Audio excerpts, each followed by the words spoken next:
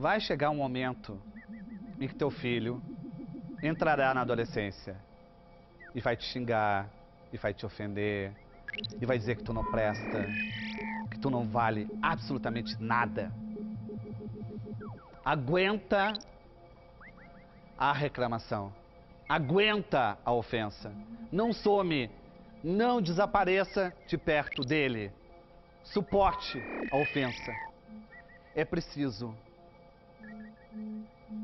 fazer com que o rancor se transforme em saudade.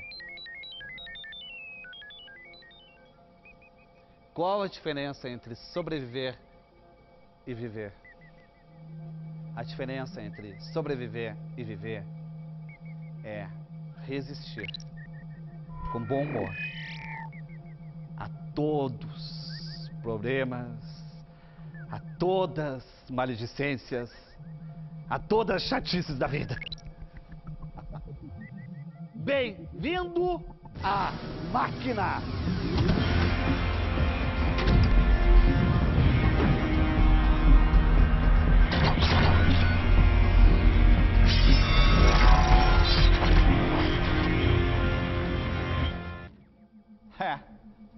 Eu sou influenciável. Acordo de manhã, eu tentei usar uma calça vermelha mais escura, coloquei a calça tudo certinho, prestes a sair. Aí minha mulher Juliana olha pra mim e diz: que calça horrível. Eu não consegui suportar isso. Eu fui trocar de calça. E eu pensei que eu usei aquela calça nos primeiros encontros com ela. Ela não falou nada. Quanto tempo ela aguentou em silêncio, odiando aquela calça? Acho que a gente precisa dessa liberdade de dizer o que a gente pensa. Por isso que a gente está na máquina. Para falar o que a gente pensa. Sem censura, sem repressão. Por quê? A gente só pode fazer isso dentro do amor. Só dentro do amor. A gente só pode dizer o que a gente acredita dentro do amor.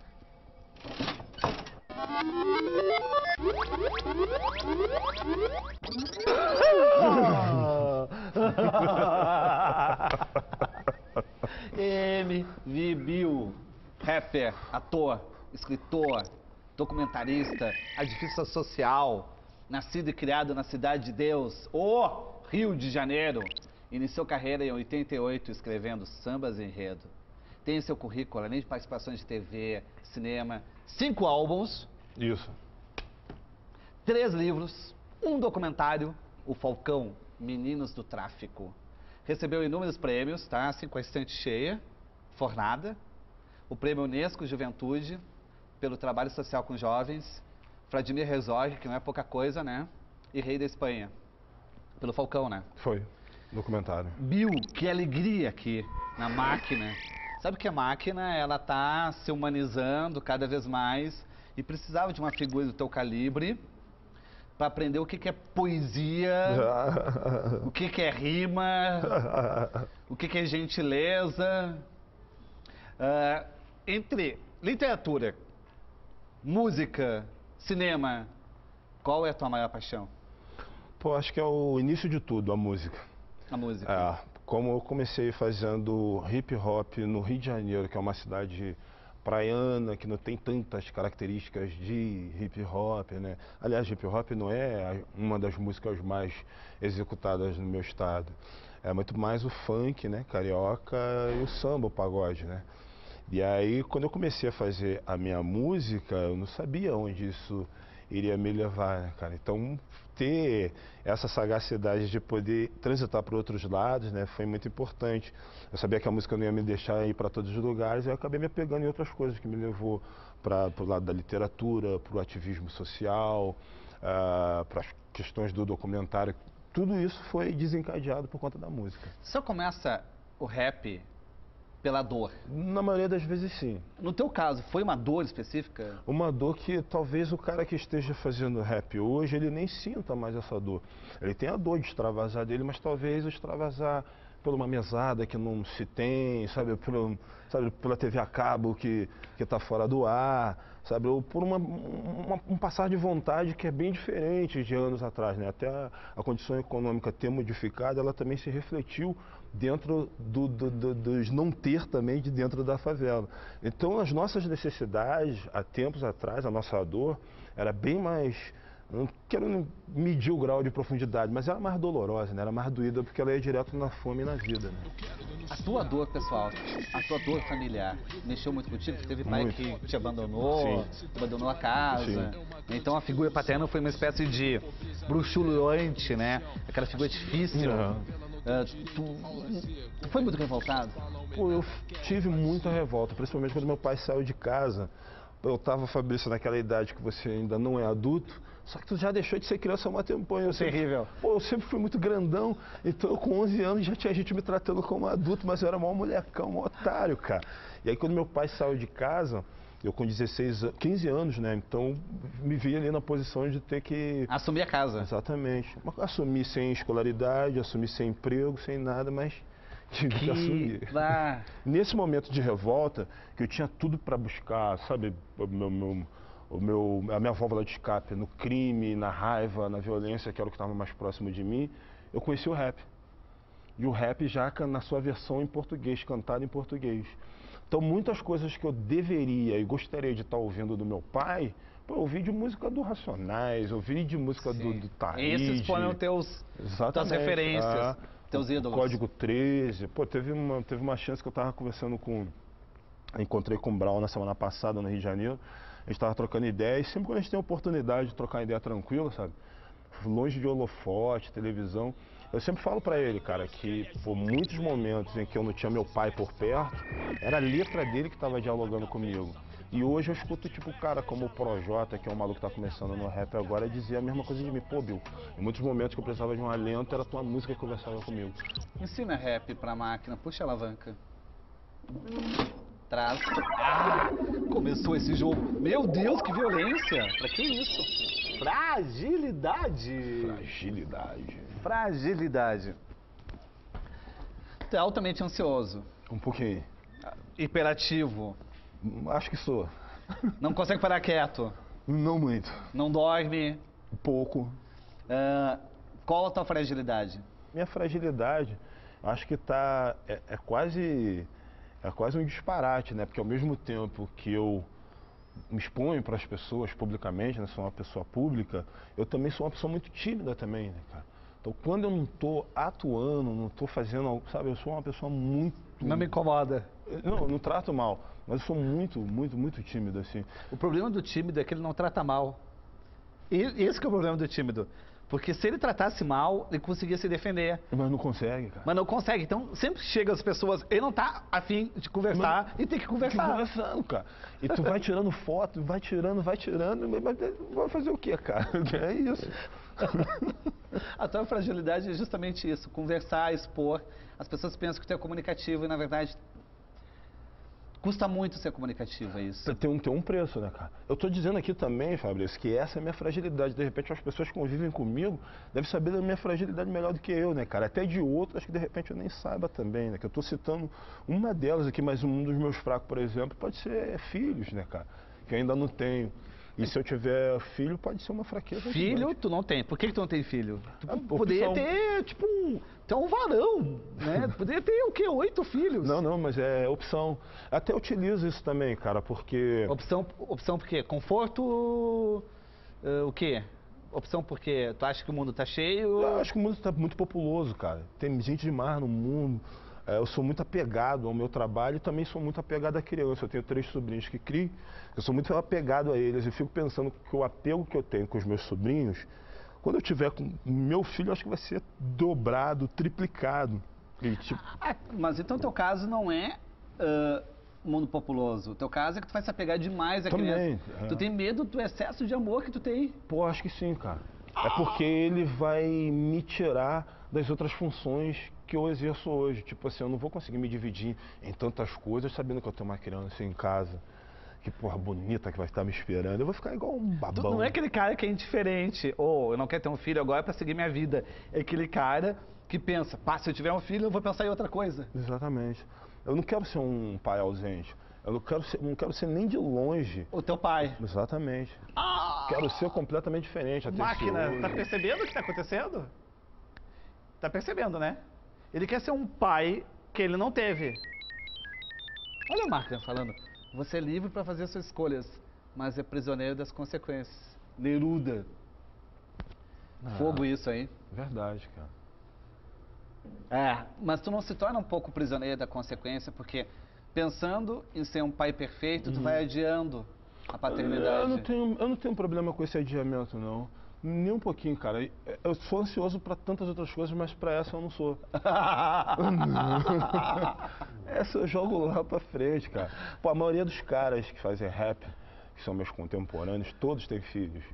Muitos têm mais de 2, 3 filhos, às vezes com mulheres diferentes, casamentos diferentes. Eu sou um dos poucos que ainda não tem filhos. E eu, por opção, né, cara? Sou casado, uso camisinha em casa, sou pregador da utilização de preservativos dos meus amigos. Estava fazendo um trabalho de genética? Aham. Vou te confessar, filha, na sua idade, eu também não era muito fã de biologia. Fiquei até em recuperação. E não foi uma vez só, não. Também não é muito a minha praia, não, pai. Mesmo assim, filha, você só tira notas boas. É isso que eu admiro em você.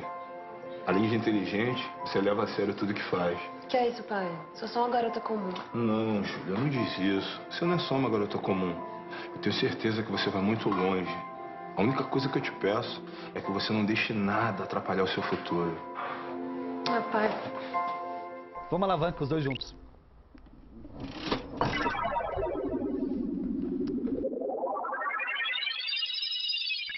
Qual a tua memória afetiva, a mais triste e a mais engraçada? Cara, mais triste, cara. Pô, é triste de verdade, cara. Eu até coloquei no livro que está escrito por mim, Celso Ataíde e Luiz Eduardo Soares, que é o livro chamado Cabeça de Porco. Tem um texto meu lá chamado O Pior Sentimento que Alguém Pode Ter, que é na época que eu trabalhava como marreco, né, que é de entregar compra na Casa das Madames, em Botafogo, na Zona Sul Carioca. E eu adolescentão, né, cara, 16 anos, assim, 16 e pouquinho, meus pais separados, então eu já era o homem da casa. Então eu estava todo orgulhoso que eu levava o sustento de casa trabalhando sozinho. E aí, numa das compras que eu fui entregar na casa de uma senhora, pô, a filha dela tinha a mesma idade que a minha, assim, mais ou menos no meu top, só que loura. E aí a menina ficava me olhando bastante durante a entrega da compra. Eu achei que ela estava me dando uma condição, achei que ela estava me dando mole. Então eu fiquei trocando vários olhares com a menina, né? Sim. Achando que estava rolando um flerte, uma interação e tal. E voltei pro supermercado todo bobo, né? Caraca, que legal, sabe aquela coisa de adolescente, uma cantada cheia de coração voando na minha cabeça. E aí quando eu cheguei no supermercado, veio um recado que tinha uma reunião com todos os marrecos, né?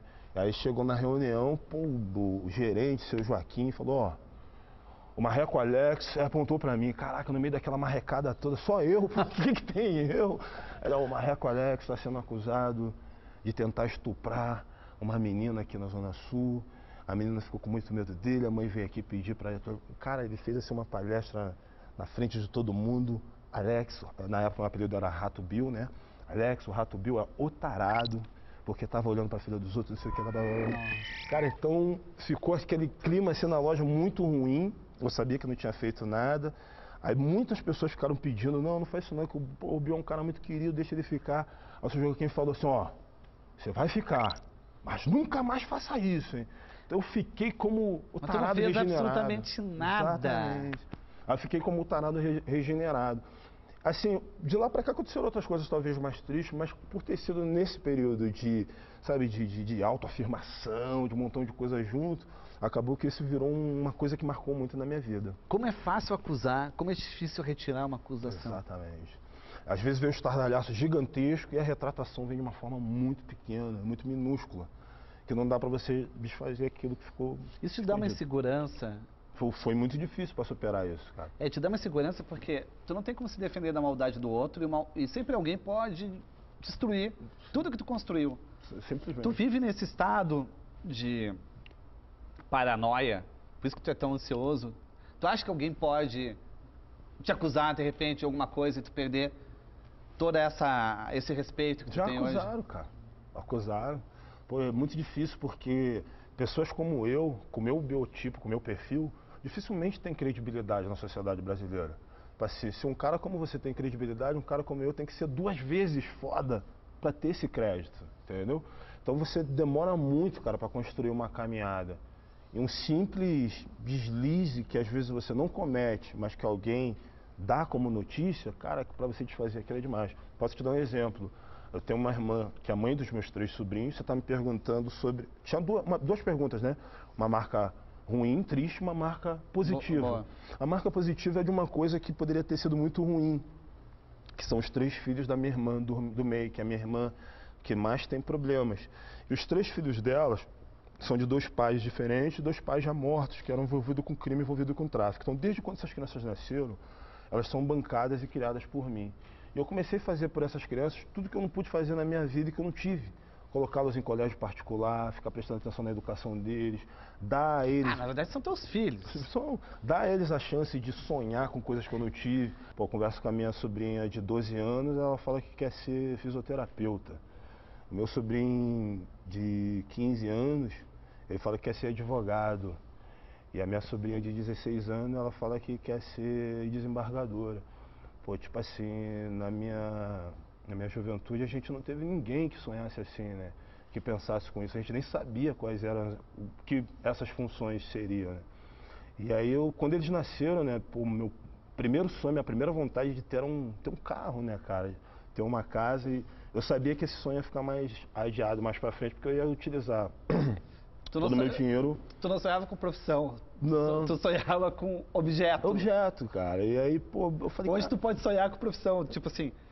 Teus sobrinhos podem sonhar com isso. Sim, isso é. Eu não, eu sonhava com bem material. Pô, não passar vontade, pô, só tipo abrir a geladeira, ter uma parada maneira.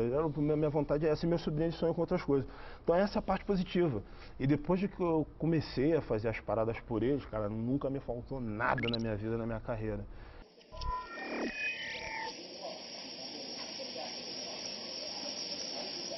Tipo, nós não vivemos na sociedade, que nós moramos no morro, tá entendendo? Tipo, nós não é nada. E é o seguinte, irmão, tô aqui pra tudo, que der e vier, irmão.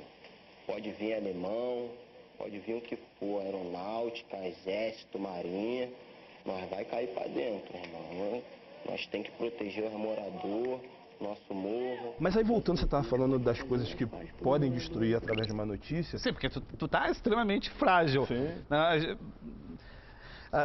É horrível isso, tu pode falir a qualquer hora somente pelo teu biotipo, entendeu? E aí minha irmã, cara... Se tu tem droga, tu pode falir, se alguém não vai com a tua cara e te acusa de assédio sexual, tu pode falir. Qualquer coisa, cara. Qualquer coisa. E aí minha irmã, essa mãe dos meus sobrinhos, ela tem problema, né, cara? Problema mental, um pouco de problema com álcool também. E aí, cara, ela tava arrumando confusão dentro da Cidade de Deus. Eu a peguei, coloquei dentro do carro para levar lá para casa. Ela maluca, foi na delegacia, disse que eu tinha espancado ela, tinha dado uma coça de pau nela. Pô, um cara do meu tamanho precisa de pau para bater em quem, Fabrício? E aí ela chegou lá sem marca nenhuma na delegacia, mas aí um jornalista do Rio de Janeiro, de um jornal muito popular, deu na matéria, no site e no jornal, dizendo que eu tinha espancado minha irmã, que ela estava hospitalizada e que eu estava foragido da polícia. Cara, para me tentar, sabe, desfazer isso, ainda bem que hoje tem a internet, eu tenho bastante seguidores nas redes sociais. Mas aí fica aquela desconfiança, entendeu, cara? A mesma coisa do tarado, entendeu? E os reacionários, cara, que estão só esperando um ponto para dar dedada, ó, não falei? Aí, ó. Ele é vítima do ambiente que ele vive. Assim alguns jornalistas falaram de mim, que eu era vítima do ambiente em que eu vivo, que eu sou que eu tenho resquícios da violência que eu... Tu não pode dar certo. Não pode dar certo. Então não pode dar certo. Não. Aí, máquina! Pra quê? Pra que fazer isso? Vou te acusar de quê? Insolente. Que só eu vejo. Tudo ver. Olha aí. Por que esse livro é tão importante pra ti? Porque o Timar é um cara que eu gosto muito dele. e que esse foi um dos livros que eu li mais rápido na minha vida. Eu também li, eu devorei esse livro. Pois é, a gente estava falando aqui no início do programa que eu sou um cara meio devagar para certas coisas, sem tanta pressa. Mas para esse livro eu li muito rápido, eu gostei muito da história do Tim Maia. Muitas coisas eu não sabia. Tu se identificou com ele? Muito. Com o que tu se identificou mais do Tim Maia? Com a batalha dele para entrar na música brasileira, né, pelas coisas que ele sofreu, preconceito por ele ser preto, por ele ser gordo, por ele ser maconheiro, um cara que aprendeu a falar inglês nas cadeias dos Estados Unidos, então ele sabia o inglês da rua, o inglês dos negão. Eu escuto muito funk, anos 70, e consigo identificar vários Tim Maia dentro das músicas, né, que devia ser o que ele ouvia enquanto estava preso. É um cara altamente maluco e altamente talentoso. As histórias das músicas assim, é muito engraçado, que meu pai tinha uma coisa muito musical. Eu herdei dos meus pais uma coisa boa que ele deixou de herança pra mim. Foram 2.000 vinis, né, cara, que ficou pra mim, ficou confiscado e hoje eu utilizo como matéria-prima para fazer minha música. Então eu lembro do meu pai acordando e ele brigando com a minha mãe e botando trilha sonora pra briga, que era Zé Rodrigues. Mas nossa, que legal! Quando será o dia da minha sorte? Sei que antes da minha morte eu sei que esse dia chegará, quando a porrada tava comendo. Mas... Tipo, ele pedia para a mulher, eu vou colocar a nossa trilha da briga. Assim é Tarantino, pô. Não, ele já acordava boladão da vida, já ia logo lá na vitrola, né, que é aquelas vitrolas de móvel, pegava o vinilzão, lançava e botava no último volume e ia se arrumar para trabalhar com aquela trilha. Mas também ele tinha trilha de quando estava tudo redondo. Quando estava tudo certinho, ele botava tipo Giovana. Gosto de fazer amor, quem tem carinho me leva um samba, sabe mais. E o nome da minha mãe é Cristina. E uma das músicas que ele botava em casa direto era Cristina, do Tim Maia. Disco Nights, 1977, 101 quilos. Engordei. Depois do Racional Superior, o Tim entrou numa pindaíba. Eu tive até que piorar meus instrumentos, pô. E começou a responder vários processos. Querem me processar? Fiquem à vontade. Eu não vou aparecer nas audiências mesmo. O que eu quero é sossego. Deu a volta por cima, caiu na gandaia e fez o Brasil inteiro dançar. Eu tinha muita coisa nesse livro, cara, que eu trouxe pro meu mundo, pra minha vida pessoal. E lamentei muito, né, cara, não ter conhecido o Tim Maia pessoalmente. Fui a shows dele, mas não tive chance de conhecê-lo. Tu herdou isso do teu pai, de colocar trilha sonora do teu dia? Tu acorda e coloca alguma coisa? Sim. Não as mesmas trilhas. Não, mas tu coloca. Sempre. Pra tudo em casa tem música. Até na hora do vucu-vucu tem música. A tua mulher sabe qual é o teu humor pela música que tu coloca. Eu não sei se ela consegue diferenciar. Mas ela pode. De repente ela pode saber e ela não comenta comigo. E eu acho que não. Mas de repente ela... Tu tá mais revoltado, coloca alguma coisa mais revoltada. Você tá mais romântico, coloca... Romântico. Tu é uma pessoa pedagógica, didática. Na hora do relax e tal. A última... Se tu tá afim de sexo, tu já coloca alguma coisa mais... tá rolando sempre um jazz clássico na hora. Nada muito premeditado. Mas é muito bonito, né? O quanto que tu cria histórias entre casais, né? Tu cria a história do casal. Tu deve ter vários sinais, códigos teus. Com ela. Com a tua mulher? Alguns. Exemplo, alguns não é que tu precisa ficar fora do ar, precisa ficar sozinho. O que tu fala pra ela? Precisa falar alguma coisa? Não, eu falo e faço. Falo pra ela que preciso ficar sozinho. Mas tu fala assim, diretamente, tu não usa um código? Não. Falo e faço. Falo que preciso ficar sozinho e ir pro meu outro AP, que é dentro da Cidade de Deus. Eu tenho 2 apartamentos. Tem um na Beirinha, que fica numa rua chamada Edgar Werneck, do lado da Cidade de Deus, e tem um dentro da Cidade de Deus, lá no meio da Coab. Aí, às vezes eu preciso ir pra lá, pra me buscar meu refúgio, ficar sozinho um tempo. E ela pode te buscar ou tu que tem que voltar? Eu volto normal, não preciso me buscar não, eu volto, sempre volto. Eu volto, demora um pouquinho, mas sempre volto. O que demora um pouquinho? Às vezes algumas horas, cara. Ah, só? Pai, pensei que demorava dias. Não, horas, pô. Não, dias aí ela vai me buscar. Porque às vezes eu tô fazendo uma composição, como por exemplo, eu tô lançando um disco agora, né, em agosto, mas eu tô escrevendo músicas novas por conta dos acontecimentos atuais no Brasil. Muitas músicas eu falei de manifestação pública, mas manifestação que eu não vi, que estava no meu imaginário, no meu desejo de ver a população na rua. Então tem músicas, Só Deus Pode Me Julgar, causa e efeito, que fala dessa realidade, mas que eu não vi, que eu imaginei. Então, com esse novo momento, eu estou precisando escrever coisas novas, que eu estou inspirado para falar disso que está acontecendo. Aí, às vezes, eu não consigo escrever na atmosfera da minha casa, onde eu vivo com a minha mina.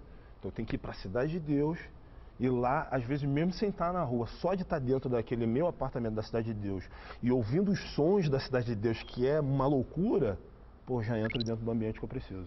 Será que eles acham de nós que não sabemos falar, que não sabemos votar? Ha!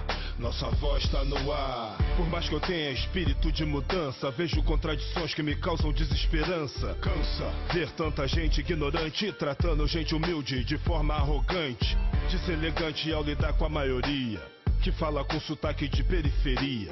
Na correria, sobreviver na covardia daquele que nos retribui com antipatia. Eu já tive em vários lugares no mundo, mas o Brasil continua sendo, para mim, o melhor lugar, cara. Por quê? Porque tudo que tem aqui você não consegue encontrar em outro lugar. Isso vai desde das riquezas naturais, do clima, até a diversidade do povo mesmo. Até a multirracialidade no Brasil é uma coisa diferente. O Brasil é o país mais africano fora do continente africano, mas os pretos no Brasil ele tem uma diversidade por conta das misturas que você não acha na África, nem nos Estados Unidos você acha direito. Aqui no Brasil você é capaz de juntar 10 pessoas pretas, afrodescendentes, e de colorações, jeitos, caras e feições diferentes. Coisas do Brasil. Dentro do Brasil, é tipo viajar pelo mundo inteiro. Sim. O Celso, meu parceiro Celso Ataíde... Fala. Meu parceiro Celso Ataíde que brinca muito comigo, que às vezes eu recebo um convite para ir para os Estados Unidos, eu não quero ir, prefiro ficar aqui. Ele diz, pô, Bill, aquilo que já foi sonho virou agora um saco, né? Às vezes... Máquina se desligando, contagem regressiva, teu recado final. Pô, já estamos acabando? Acabou! Pô, que isso, Olha aí, cara. 15 segundos, pode falar. Ah, caraca, máquina, que pena. Queria tanto tentar deixar um pouco mais da minha experiência com vocês. É uma pena, mas foi muito legal. E se tu engravidou a máquina? Não, eu vou assumir essa paternidade. Eu falei com camisinha.